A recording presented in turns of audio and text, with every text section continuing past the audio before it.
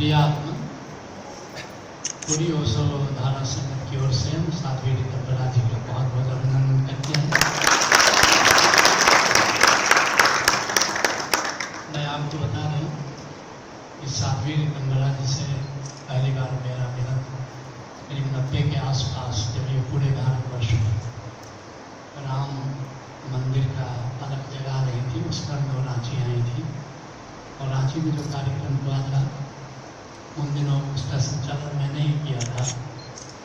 लेकिन उस समय साध्वी रितंबरा जी बहुत प्रसिद्धि का शिखर छू रही थी, तो निश्चित वो अच्छा नहीं याद नहीं मगर मुझे याद है। सब बताया बिल्कुल। उसके बाद पूना से हम लोग एक बार ऐसा सौभाग्य हुआ कि साथ ही लेन से आना हुआ और करीब करीब 1-1.5 घंटे जो फ्लाइट का समय था, तो सानिध्य का लाभ मिला और विषयों की चर्चा हुई। और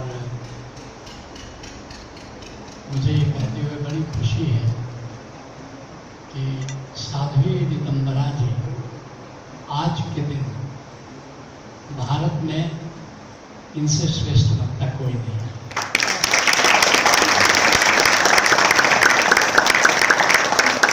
ये जरूर है कि जो राम मंदिर आंदोलन के दिनों में जो आवाज में विद्रोह था, विद्रोह का स्वर था, प्रखरता था, उसमें वात्सल्य का पुट आ गया है, प्रेम का माधुर्य आ गया है। लेकिन उससे वक्तृता की तेजस्विता में कुछ कमी नहीं आई है। लेकिन निश्चित कहने का अंदाज थोड़ा बदल गया है। विद्रोह की जगह प्रेम ने स्थान ले लिया है, चिंगारी की जगह वात्सल्य आ गया है। और ये सारी रचना तुम जो देख रहे हो यहाँ पर, मैं 11 साल पहले भी आया था 2004 में, लेकिन उस समय हमारे एक अश्विनी जी थे जो रितंबरा जी से जुड़े हुए थे। उस समय तबीयत ठीक नहीं थी रितंबरा जी की, तो फिर उसमें आना नहीं हुआ। लेकिन मन में एक बात तो रह ही गई कि वृंदावन गए और रितंबरा जी से नहीं मिले तो कुछ ऐसा ही हो गया, गंगा गए और डुबकी नहीं लगाया। आज वो सौभाग्य की घड़ी आ गई। मैं चाहता था कि मेरी पूरी समय एक बड़ी अद्भुत बात है, अद्भुत सिनर्जी है रितंबरा जी में। ये गुरु वेदांती ब्रह्मानंद महाराज अद्वैतवादी निर्गुणवादी हैं और रितंबरा जी सगुण को समेट कर लिए चल रही हैं। और निश्चित गुरु अद्वैतवादी हैं तो रितंबरा जी का दिल अद्वैतवादी है। तो और हमारे संगत के लोग, इनकी भी साधना निर्गुण की है, लेकिन सब लोग जो त्रिदेव हैं, भगवान शिव, हमारे आश्रम में भी भगवान शिव की प्रतिमा स्थापित है और महाजीवन प्रज्ञा में हम लोग शिवलोक का दर्शन इन्हें कराते हैं। तो भगवान शिव, भगवान विष्णु और भगवान ब्रह्मा तीनों जो शिवलोक के, वैकुंठ के और ब्रह्मलोक के गवर्नर्स हैं, तो उस रूप में हम लोग थोड़ा वैज्ञानिक अंदाज में इन लोगों को दर्शन कराते हैं और इन लोगों को लेके चलते हैं। हम अपने लोगों को बताते हैं कि माना कि ब्रह्म तो निर्गुण है, निराकार है, आकाश है, लेकिन जो सृष्टि का संचालन का भार है वो ब्रह्मा विष्णु महेश को है। तो कहीं न कहीं हम सगुण की भूमिका बताते रहे हैं, एम्फसाइज करते रहे हैं। तो निश्चित रूप से अगर मैं कहना चाहूँ कि तुम सबको जानना चाहिए कि निर्गुण साधना में सगुण की भूमिका क्या है, तो मुझे नहीं लगता कि साध्वी रितंबरा जी से कोई बेहतर संत होगा जो इस बात को समझा पाएगा। तो मैं इनसे आग्रह करूँगा कि यहाँ का जो भी कार्यक्रम है उसके बारे में भी थोड़ा हम सबको जानकारी दें, हमारे लोग उससे प्रेरित होंगे। और दूसरा कि ये सगुण से निर्गुण की ओर तो कैसे आपने ये सारा सिनर्जी किया हुआ है, तो इसके बारे में भी हम चाहेंगे। और भी जो कुछ आप कहना चाहें,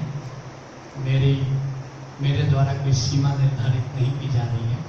आपको जो अच्छा लगे अंतर प्रेरणा से हमारे लोग आपको सुन के बहुत ही आनंदित हो गए। मैं स्वयं बहुत आनंदित होऊंगा।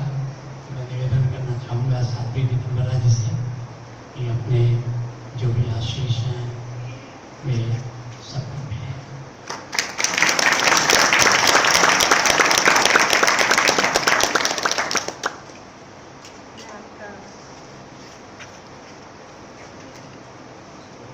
अपने पढ़कर शिष्यों के साथ वात्सल्य आए, मैं भी धन्य हो गई और वात्सल्य भी धन्य हो।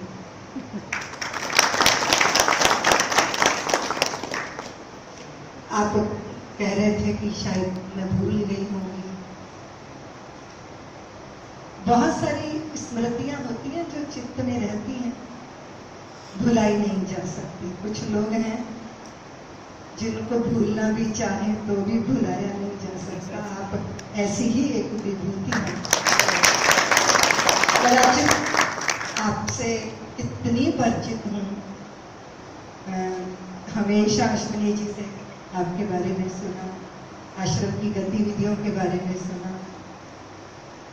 तो भले ही हम तीसरी बार मिल रहे हैं, लेकिन हम बिछड़े ही कहाँ थे, हम मिले। बड़ा सद्भाग्य होता है जब संत चरण हमें मिलते हैं। आपने मेरी वाणी के विद्रोह को और हृदय के विद्रोह को भी बहुत नजदीक से देखा है। और जो दावानल होते हैं, अंदर जो धधकते हैं, वो अपने राष्ट्र, अपने समाज की परिस्थितियों को देखकर अंदर एक धधक पैदा होती है, व्यवस्था को देखकर होती है। अगर हम पाषाण की प्रतिमा में भगवान का दर्शन कर सकते तो मनुष्यों की उपेक्षा क्यों? मन में विद्रोह आया। अनाथ आश्रम, वृद्धाश्रम, महिला आश्रम, क्या उस समाज को जो कण-कण में परमात्मा की सत्ता का अनुभव कर सकता है? इसलिए मैं सोचती रही कि किसी भी चीज का विरोध करना आसान होगा। क्या है जो अच्छा लगे, क्या है उसका विकल्प? और मैं निवेदन करना चाहती हूँ आपसे कि उस समय ये निर्णय लेना बहुत मुश्किल था। आपने कहा कि लौकिक जगत में जो मेरी पीड़ा मेरी नहीं थी, देश की पीड़ा थी। मैंने उसको मुखरता से जब कहा तो देश के दिल को वो बात छुई। उस समय उसकी जरूरत थी, क्योंकि कोई भी समाज बिना स्वाभिमानों के और बिना अपने अस्तित्व को स्वीकार के, अपनी जड़ों को खोकर कैसे पल्लवित हो सकता है, कैसे पोषित हो सकता है? जो समाज आत्महीनता का शिकार है, अपने होने के प्रति गौरव नहीं है, ये पीड़ा थी जो विद्रोह बन गई, वाणी से निकली। उस दौरान मैंने बहुत सारी व्यवस्थाएं देखी, क्योंकि मुझे प्रवास करने का अवसर मिला। पंजाब गई, वहां हालात अच्छे नहीं थे। बहुत जगह गई, अनाथ आश्रमों में जाने का मौका मिला। देश भ्रमण कर रही थी तो ऐसा अवसर मिला। फिर देख के लगता था कि अगर हमारा विचार इतना सुंदर है तो फिर हमारा आचार सुंदर क्यों नहीं? अगर एक ज्योत है सब दीपों में, सारे जग में नूर एक है।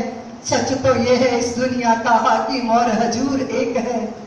हर मानव माटी का पुतला, जीवन का आधार एक है। गहराई तक जाके देखो, सदधर्मों का सार एक है। एक वाहिगुरु एक परमेश्वर कृष्ण और रहमान एक है। नाम भले ही अलग अलग हों भक्तों के भगवान एक है। नाम रूप की बात छोड़ दो, इंसानों की जात एक है। मन से मन की तार जोड़ लो, सीधी सच्ची बात है। तो इतनी सहजता से हम जानते हैं, फिर ये क्यों कि तुम इसके योग्य नहीं हो? मन में एक प्रश्न पैदा होता है, ये कर सकता है, ये नहीं कर सकता। आंदोलन का माहौल था, सबको सब कुछ दिखाई नहीं देता, सिर्फ तीखी आवाज में बोला गया सुनाई देता है। यद्यपि मैं मानती हूं कि सत्य को चिल्ला के कहने की जरूरत नहीं होती। सत्य अपने आप में इतना भारी, इतना प्रभावी होता है कि उसको चुपचाप भी कहा जा सकता है। लेकिन उस समय देश का माहौल ऐसा नहीं था। लगता था ये कुंभकर्णी नींद से कैसे राष्ट्र को जगाए। हमें एक प्लेटफॉर्म मिला श्री राम जन्मभूमि का, वो कार्य जैसे पूज्य श्री आपने कहा कि मैं अद्वैतवाद के संत के चरणों की अनुगामी हूं, जिन्होंने कभी नहीं कहा कि झंझटों से भागो, पलायन करो। मेरे गुरुदेव की एक कविता है, आपको सुनाऊं? वो कहते हैं कि हर समय खुशहाल रहना कोई हमसे सीख ले। हर समय, क्योंकि कई बार क्या होता है कि हमें खुशियां मिली, इससे खुशी मिली, उससे अब ये चाहिए, अब ये चाहिए, अब ये खुशी परमानेंट खुशी होती नहीं। और जिसकी वजह से हम खुश होते हैं उसी की वजह से हम दुख के गहरे अनुभव भी अनुभव करते हैं। तो पागलों की गाड़ी में चढ़े थे, सब पागल जा रहे थे कहाँ? हॉस्पिटल। मैंने पूछा कि ये पागल क्यों हो गया? बोले जिससे शादी करना चाहता था उससे ब्याह नहीं हो पाया, इसीलिए पागल हो गया। तो ये बगल वाला क्यों पागल हो गया? बोले उसी स्त्री से इसका ब्याह हो गया। तो ये दुनिया जो खिलौना है, मिल जाए तो मिट्टी है, ना मिले तो सोना है। हम सुख दुख में झूलते हैं, हम मान अपमान में। लेकिन गुरुदेव ने एक दृष्टि दी, हर समय खुशहाल रहना कोई हमसे सीख ले, और सब में रह के अलग रहना कोई हमसे सीख ले। सब में रह के अलग रहना, झंझटों से भाग जाना चाहे जिससे सीख लो, बहुत आसान है। झंझटों से भागना बहुत आसान है। मुंड मुंडाए 3 गुण, सिर की मिट गई खाज, और बनी बनाई रोटी मिले लोग कहे महाराज। इससे सस्ता धंधा कोई हो सकता है? झंझटों से भाग जाना चाहे जिससे सीख लो, पर झंझटों में रह के बचना कोई हमसे सीख लो। औरों की आंखों में आने के लिए सब सज रहे, पर आंख अपनी में समाना कोई हमसे सीख ले। आंख गैरों से लगाना बच्चा बच्चा जानता, पर आंख अपने से लगाना कोई हमसे। जीते ही जी बचाने के लिए सब वैद्य हैं, जीते ही जी बचाने के लिए सब वैद्य हैं। हर समय मर मर के बचना कोई हमसे सीख ले।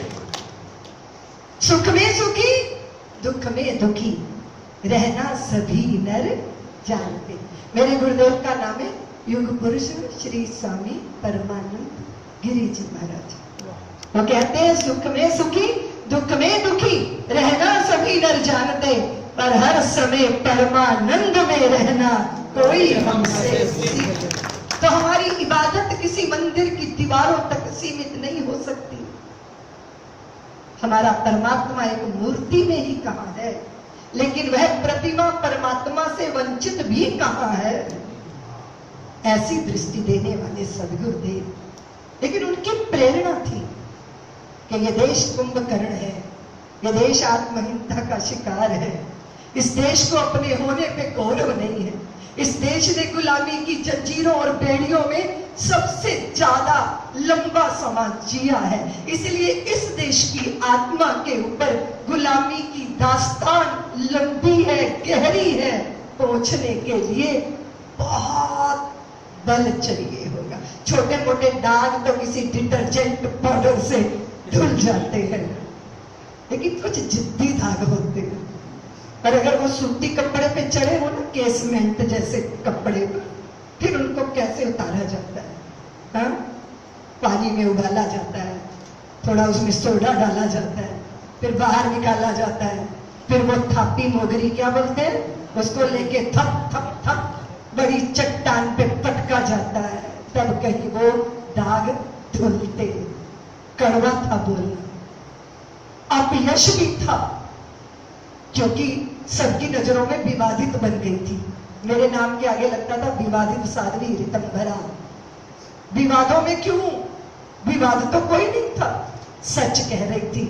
और सच चाहे जितना कड़वा हो, धस जाए तीर सा सीने में, सुनने वाला दिल मिला उठे, लथपथ हो जाए पसीने में। इसी भावना के साथ निकली थी, सिर पे कफन बांध के निकली थी।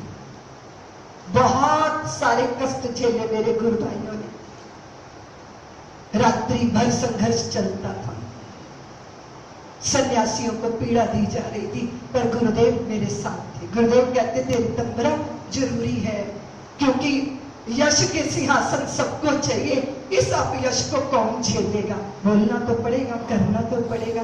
और जब कर लोगी अपना काम तो चुपचाप ऐसे निकल आना जैसे काजल की कोठड़ी में जाके, और बिना कालिख लगाए वापिस आ जाओ। और उस मोड़ पर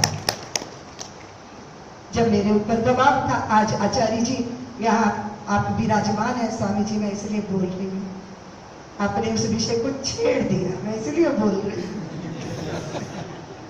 चुनना है, आप रास्ता चुनोगे ना प्रसिद्धि के बाद, सेवा के बाद प्रसिद्धि, प्रसिद्धि के बाद क्या है? आप क्या पाना चाहते हो? आप दिल्ली जाना क्यों चाहते हो? आपको तय करना है। मुझे लोगों ने कहा तय करो, अमेठी जाओ, फलानी जगह जाओ। मैंने अंतर में झांका, गुरुदेव की तरफ देखा, मुझे पता था गुरुदेव मेरे रोम रोम से परिचित, क्योंकि सदगुरु वही है जो अपने शिष्य को निरावरण रूप में उसके अंतःकरण तक की जानता है। गुरुदेव ने ऐसे सिर हिलाया, और वो मेरा स्वभाव जानते थे। छोटे छोटे बकरियों के बच्चे, खरगोश के बच्चे गाड़ी में इतने संत नहीं बैठ पाते थे जितने वो नन्हे नन्हे पशु पक्षियों के बच्चे गाड़ी घेरे रहते थे। ये मेरे व्यक्तिगत जीवन को उन्होंने नजदीक से देखा। फिर क्या हुआ? गुरुदेव ने कहा ऋतंभरा का तो स्वभाव नहीं है राजनीति, वो बिखर जाएगी, वो रास्ता नहीं है उसका। मेरा क्या रास्ता है? ये मैंने चुना नहीं रास्ता। स्वामी जी अपने गुरुदेव के साथ वापिस आ रही थी, जालौन एक जगह है, गुरुदेव को कहा गुरुदेव पुराने लोगों से मिलने चलते हैं, 2 दिन का समय है। एक प्रिंसिपल थी मेरी गुरु बहन, उन्होंने विवाह नहीं किया, उनके घर के आगे एक छोटे बच्चे को, कोई नवजात शिशु को पानी के प्रणाली के नीचे छोड़ गया, और एक महात्मा संरक्षण देके उसको उसी के घर के सामने बैठ गए। और वो पेड़ वाले बाबा उनको बोलते हैं, तो उन्होंने, अभी उनका शरीर छूटा, पेड़ वाले बाबा क्यों बोलते? क्योंकि वो डाल पे चढ़ जाते और अपनी जटा दूसरी डाल पर बांध लेते। रात्रि को भजन में जब नींद आए तो झटका लगेगा तो बाल खींचे जाएंगे और फिर उनकी आंख खुल जाएगी। ऐसे भजनानंदी संत वो उस बच्चे को लेके बैठ गए। 1.5 दिन उन्होंने, सारी जनता घेर कर बैठी थी उनको कि ये नवजात शिशु को आप लेके क्यों बैठे हो? तो उन्होंने कहा कि जो इसका पालन करेगी वो आएगी। और हम बिना किसी प्रोग्राम के उस जालौन गांव में चले गए। उसी घर जाना था क्योंकि वो मेरी गुरु बहन का घर था। उन घर के आगे इतना बड़ा मजमा देखा मैंने, तो मैं हैरान हो गई कि यहाँ क्या हो रहा है। भीड़ में से घुसकर जैसे ही सामने पहुंची, वो महात्मा जी उठे और मेरी गोद में उस बालक को देख के बोले कि ऋतंभरा चड्डी बन के बहुत गर्जियो, अब वात्सल्य की धारा। ये आयोजित नहीं था, ये प्रायोजित नहीं था, ये योजना नहीं थी, ये प्लानिंग नहीं थी। ये ना भविष्य की तैयारी थी। ऋतंबरा क्या करेगी, कहीं बेरोजगार ना हो जाए, ना ऐसा भाव था। ये हुआ, अकस्मात हुआ। और जब मेरी गोद में वो बालक आया तो मेरी अश्रुपात होने लगी, क्योंकि जब गुरुदेव की शरण में आई, पहले दिन ही कुंडली जागरण की घटना घटी और मेरा वात्सल्य इतना प्रबल हुआ कि मुझे बहुत लंबे समय तक लगता था कि मैं गुरुदेव की भी मां हूं। ऐसी वत्सलता चित्त के अंदर। और वो तृप्त होती थी, पशु पक्षियों के बच्चे मेरे आसपास होते थे। वो बालक आया, उसको सारे साधु हंसने लगे, मुस्कुराने लगे और मेरे अश्रुपात होने लगे। स्थिति ये होती थी कि किसी श्रमिक महिला की गोद में कोई बालक होता था ना पूज्य श्री, तो मेरी भाव समाधि लग जाती थी, मेरे अश्रुपात होने लग जाते थे। स्टेशन पर ही हम ध्यान में चले जाते थे। मेरी गुरु बहन साक्षी चेतना हमें संभालती थी। ऐसे विधि ने ये रचना रची। उस बालक को लेकर हम आ गए। एक गुरु भाई मेरे थे, वो सुभाष जी उनकी पत्नी, उसको आके बालक दिया, मैं उनको वहीं लेकर चली गई। जैसे मैंने उसको बच्चा दिया, उसका ब्लाउज गीला हो गया पूज्य श्री, उसके स्तनों पर दूध उतर आया। वो बालक उन्हीं के पास रहा, लेकिन जैसे ही हम ध्यान में जाए, वो पेड़ वाले बाबा सामने आ जाए, ऋतंबरा अपना कर्तव्य औरों को सौंप दिया। मैं विवश हो गई। मैं उस बच्चे को लेकर आई। रहने का ठिकाना था नहीं, चंडी बन के गरजती थी, तो उद्योगपति पास में फटकते नहीं थे, सबको हमसे डर लगता था, ना कोई आश्रम ना कोई धन। और इस स्थिति में उस बालक को लेके घर घर घूमते थे। और उसके बाद फिर 2 कमरों का एक घर लिया दिल्ली के अंदर, और धीरे धीरे करके वहां 22 बच्चे जिनका लालन पालन मैं और मेरी गुरु बहन करते थे।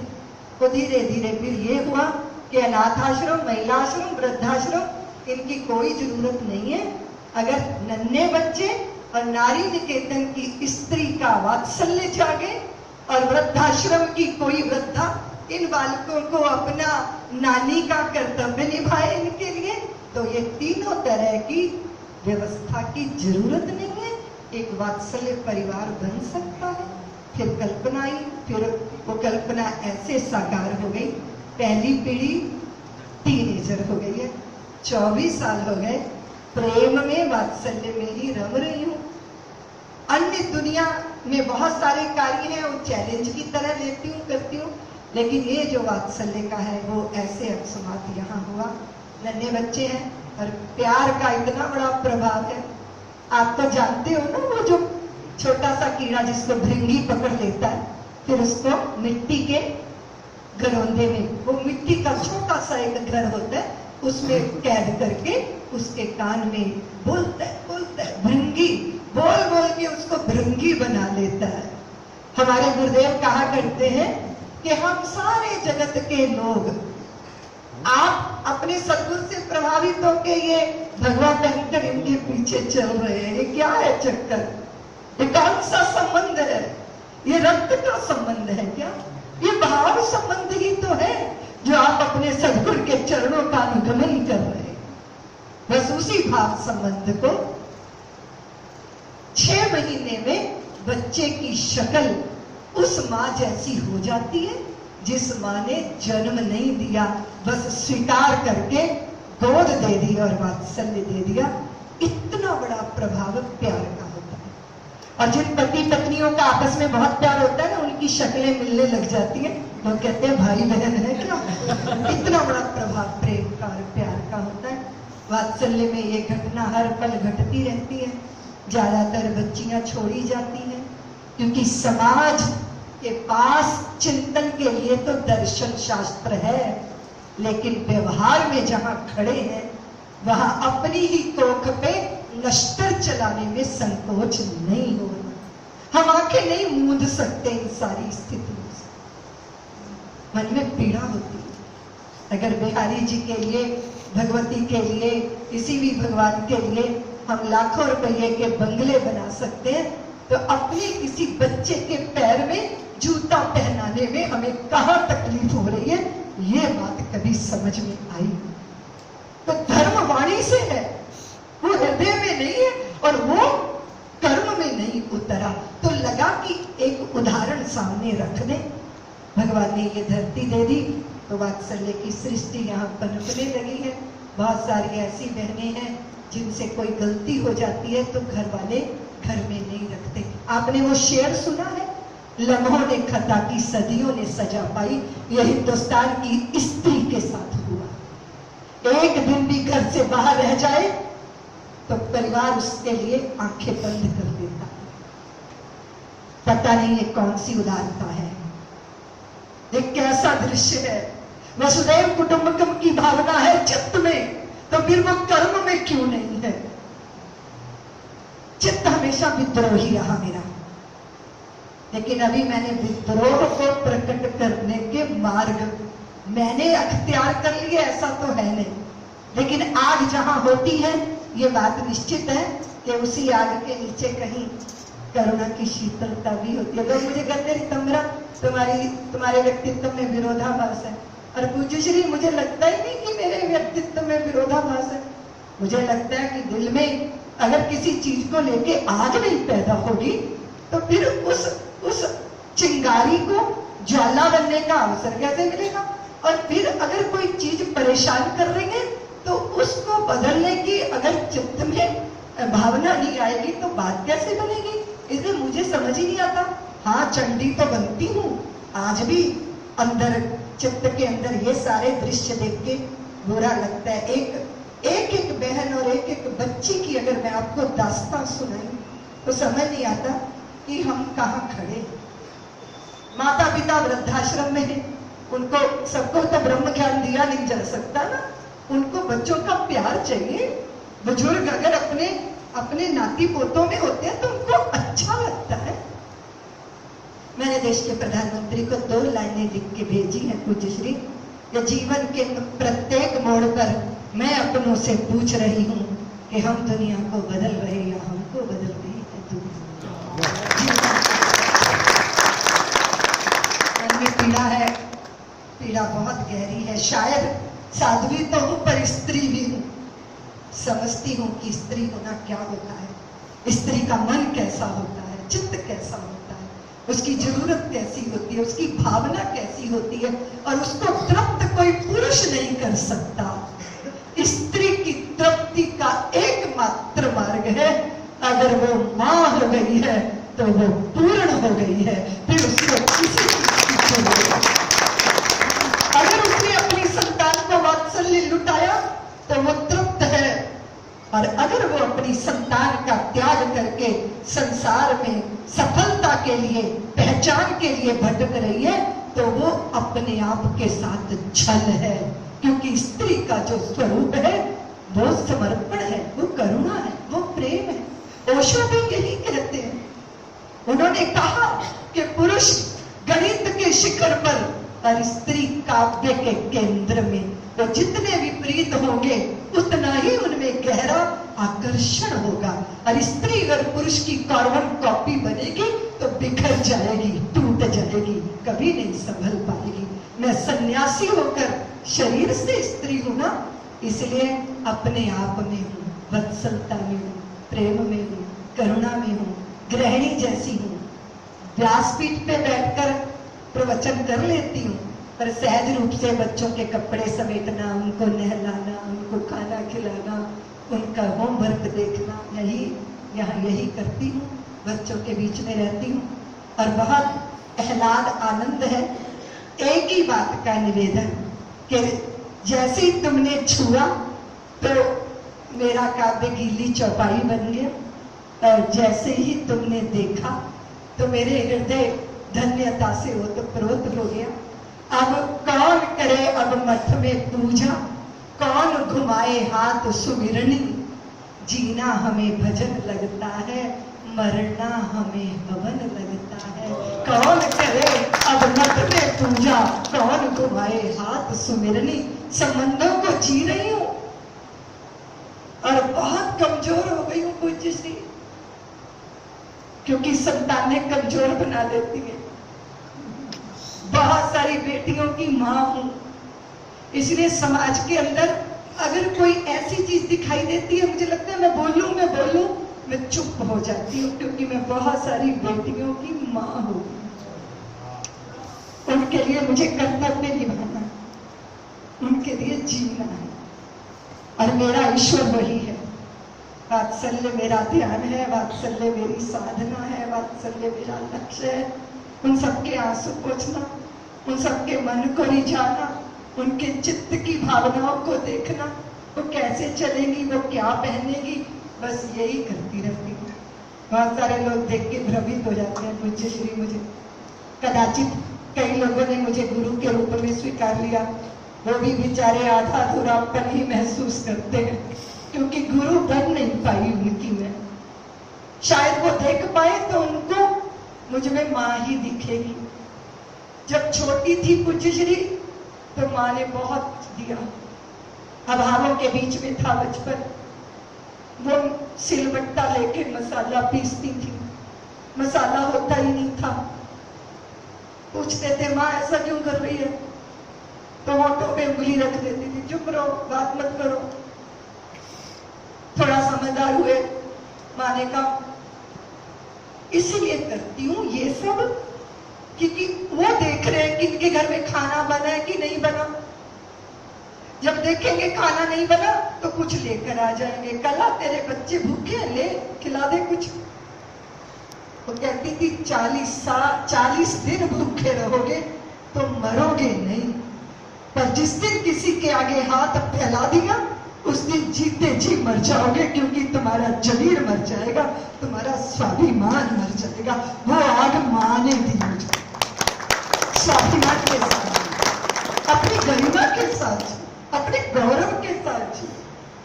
क्यों भिखारी बनना? वो कहती थी पैर में फटे जूते क्यों ना हो, तुम परमात्मा की कायनात के सम्राट हो। अमीर वो अमीर क्या जिसका दिल फकीर ना हो, और फकीर वो फकीर क्या जिसका दिल अमीर ना हो। अमीरी और फकीरी को कैसे जीना है, कैसे वो भौतिकता से नहीं संभव है। वो अंदर की अमीरी चाहिए, और वो अमीरी कैसी होती है ये भारत ही जानता है। लेकिन भारत ही ज्यादा वंचित हो गया, और उस दृष्टि से, लेकिन जहाँ संत है वहां निश्चित रूप से ये बीज कभी नष्ट हो नहीं सकते। आप सब के रूप में आज मुझे ऐसा लग रहा है, सिद्धार्थ जी के रूप में, कि ओशो स्वयं चलकर वात्सल्य के आंगन में उनकी देशना, और उनकी वह देशना सदी क्या वह दर्शन को, किसी भी विषय को और किसी भी तरह की कुंठाओं में हम अगर जिए, और कोई भी चीज हमारी अगर दुर्बलता बनी, उसको बड़ी निर्ममता से उन्होंने कहा। हमको लगा कि हमने कह तो बहुत कुछ लिया, लेकिन अब थोड़ा कुछ ईश्वर ने अगर सामने ऐसा प्रसंग ला दिया तो हम उसमें डूब जाए। अब मैं अपनी बात पूरी करने जा रही। तन्मयता है ना, सूत्र है ना। इतने कीमती धन को हमने तिजोरी में रखा। तिजोरी तो धन से ज्यादा कीमती नहीं थी ना। फिर तिजोरी पे ताला लगाया, ताला तो तिजोरी से भी कम कीमती होता है। फिर कुंजी को पल्ले में बांधा और निश्चिंत हुए। कुंजी तो ताले से भी कम कीमती होती है। आश्चर्य की बात नहीं है कि ज्यादा कीमती धन को कम कीमती तिजोरी में रखा, उससे भी कम कीमती ताले पे भरोसा किया, उससे भी कम कीमती कुंजी पे भरोसा किया। तो पूछा कुंजी को, कुंजी से हथौड़े ने, कि तू थोड़ा सा घूमती है ताला खुल जाता है, थोड़ा सा घूमती है ताला बंद हो जाता है। मुझे देखो मैं ठक ठक ठक ठक ठक ये ताला तोड़ने के चक्कर में लगा रहता हूँ। ये टूट तो जाता है पर खुलता नहीं है, चक्कर क्या है? कुंजी ने कहा बस इतना ही फर्क है कि तू प्रहार करता है और मैं प्रवेश करती हूँ, मैं दिलों को छू लेती हूँ, मनों को छू लेती हूँ, तो वो मेरे एक इशारे पर खुल भी जाता है और बंद भी हो जाता है। सारे रहस्यों की एक ही कुंजी है और वो है प्रवेश करना। कदाचित वात्सल्य में प्रवेश हो तो मुक्ति के द्वार इससे भी प्रशस्त होते हैं। और मेरे हृदय की एक ही भावना सदैव रही कि सेवा है यज्ञ कुंड समिधा समहम जले, ढेर महासागर में सरित रूप हम मिले। लकड़ियां तो जलकर चूल्हे में राख बनती हैं, बर्तन मांजे जाते हैं, उस राख को कूड़े के ढेर पर फेंका जाता है, उस राख से मलमूत्र ढका भी जाता है। लेकिन लकड़ियां तो यज्ञ कुंड में समिधा के साथ भी जलती हैं, जलकर राख नहीं बनती, जलकर विभूति बनती है, शंकर के माथे का श्रृंगार बनती है और यतियों के शीश पर आरूढ़ हो जाती है। इसलिए जलना तो निश्चित है, पर यज्ञ कुंड में अगर जला जाए, सेवा के यज्ञ कुंड में, सेवा है यज्ञ कुंड, समिधा सम हम जले, देव महासागर में सरित रूप हम मिले। आप सबका स्वागत करती हूँ। आपने इतने धीरज से मुझे सहन किया, उसके लिए धन्यवाद देती हूँ। आप आए, मुझे बहुत प्रसन्नता। मैं हर पल हर क्षण सारी गतिविधियां जो आश्रम की हैं उनसे परिचित रही, उनसे जुड़ी रही। एक अंतरधारा सदैव अंतर को जोड़े रहती है। आप सबको बहुत बहुत धन्यवाद देती हूँ। आपको वंदन करती हूँ। वाणी को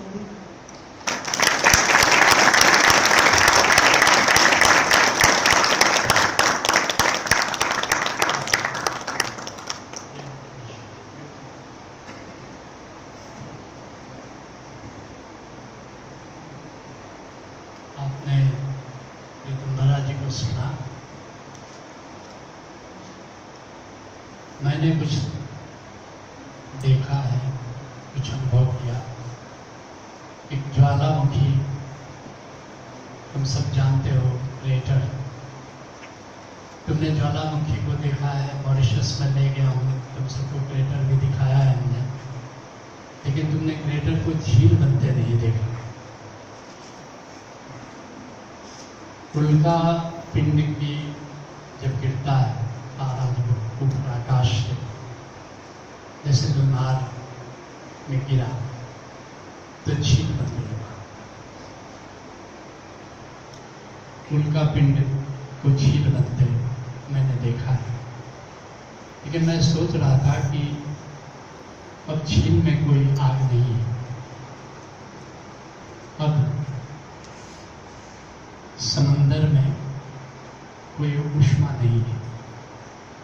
लेकिन आज मैंने समंदर में गढ़वादल भी देखा, चिंगारी अभी है। बिहार में कहते हैं, एक गोरसी कहते हैं, शायद पंजाब में गोरसी बोलते हैं, जिसमें जाड़े के दिनों में लोग आग तापते हैं, भीतर आग रहती है, उसको उकेरते भी हैं। और ये आग की चिंगारी मैंने ऋतुंबरा जी में हमेशा देखा है। और ये और बात है कि आग से तुम जंगल जला देते हो, कि आग से चूल्हे पर भोजन बना देते हो। आग तो आग है। और ऋतुंबरा जी में जो आग है वो आज सृजन का बाउंडर बन करके वो आज सलिग्राम बन गया है।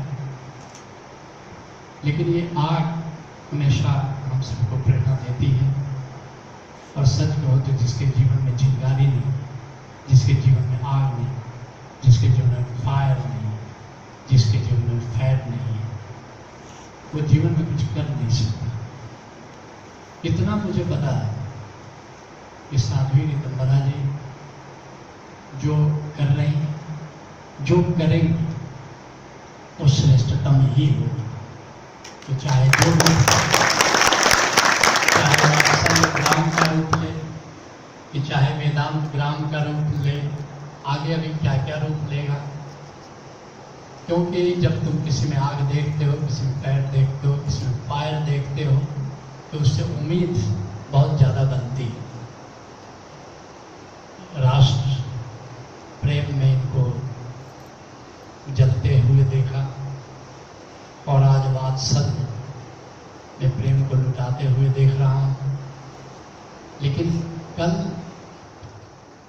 ये आग और कहाँ कहाँ की कौन सा गुण खिलाती है, ये तो भविष्य के गर्भ में सुरक्षित है। लेकिन हमारी उम्मीदें हैं कि थमती नहीं, हमारी उम्मीदें हैं कि रुकने का नाम नहीं लेती। और ये कहने में मुझे कोई संकोच नहीं है कि साध्वी ऋतंबरा जी के भीतर जो आग है, जो शक्ति है, जो ऊर्जा है, उसको केवल वात्सल्य ग्राम तक समेट करके नहीं रखा जा सकता। वात्सल्य ग्राम की तो स्थापना हुई, बहुत सुंदर स्थापना हुई, और वात्सल्य ग्राम तो विकसित होता ही जाएगा, इसकी आवश्यकता भी है, आवश्यकता रहेगी भी। लेकिन इनका निर्देशन, इनका मार्गदर्शन दूर से भी मिलता रहेगा तो ये तो फलता फूलता रहेगा। लेकिन अभी साध्वी ऋतंबरा जी की जो प्रतिभा है, जो इनके भीतर सृजनशीलता है, निश्चित रूप से अभी और बहुत कुछ आना है, अभी और बहुत इस राष्ट्र को देखना है, और अभी और बहुत सारी प्रतीक्षाएं हैं।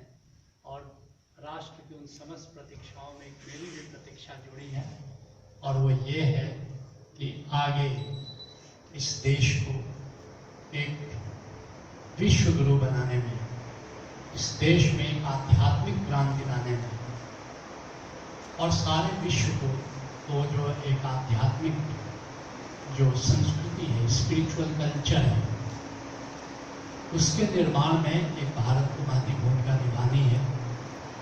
और उस भूमिका, वो सारी भूमिका जितनी आसानी से साध्वी ऋतंबरा जी के योगदान से संभव है, मैं नहीं समझता कि वो भूमिका ऐसे ही सच कोई और निभा पाएगा।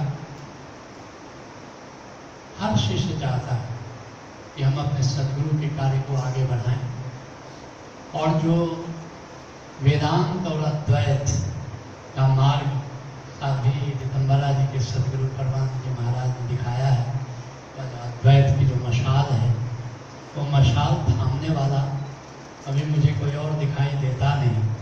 तो मैं केवल इतना ही निवेदन कर सकता हूँ कि साध्वी ऋतंबरा जी का मिशन तब तक अधूरा रहेगा जब तक वेदांत और अद्वैत की पताका पूरे विश्व में नहीं फैलने वाली है। और वे आगे आगे उस मशाल को लेकर चलें, हम सब उनके साथ हैं।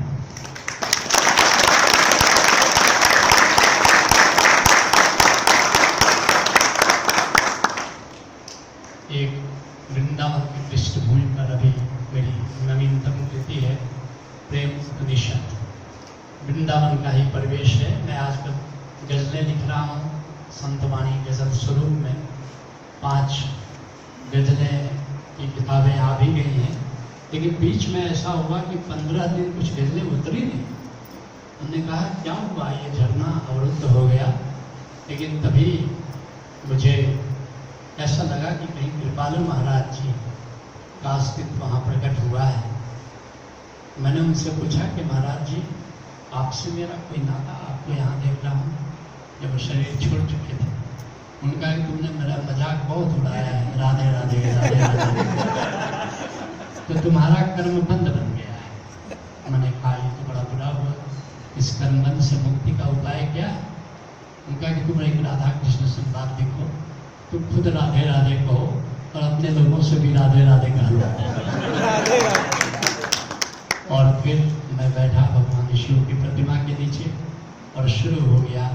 यमुना तट पर बैठे बैठे पूछा कान्हा से राधा ने, ये कृष्ण बताओ किस डोरे ने, हम सुनो पंक्ति सुना देता हूँ, 4 पंक्तियां। यमुना तट पर बैठे बैठे पूछा कान्हा से राधा ने, हे प्रिय बतलाओ हम दोनों को बांधा है किस धागा ने। यमुना बोले राधे राधे, ब्रज कहता है राधे राधे।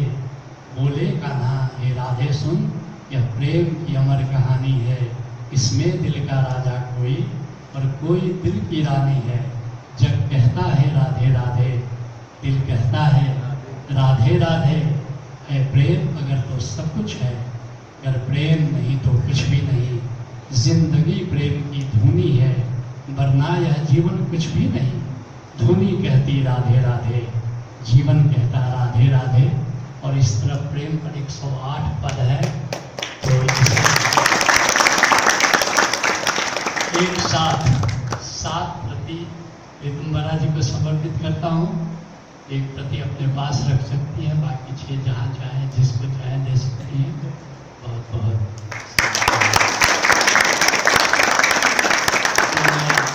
निवेदन करूँगा